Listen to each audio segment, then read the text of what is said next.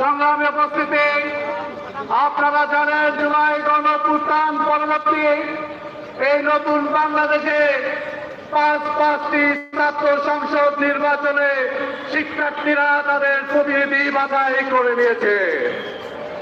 আপনারা জানেন একটি দল বারবার ষড়যন্ত্র করার পরেও, বারবার কুটচাল করার পরেও কোন ছাত্র সংসদ নির্বাচনে তারা সুবিধা করতে পারেনি।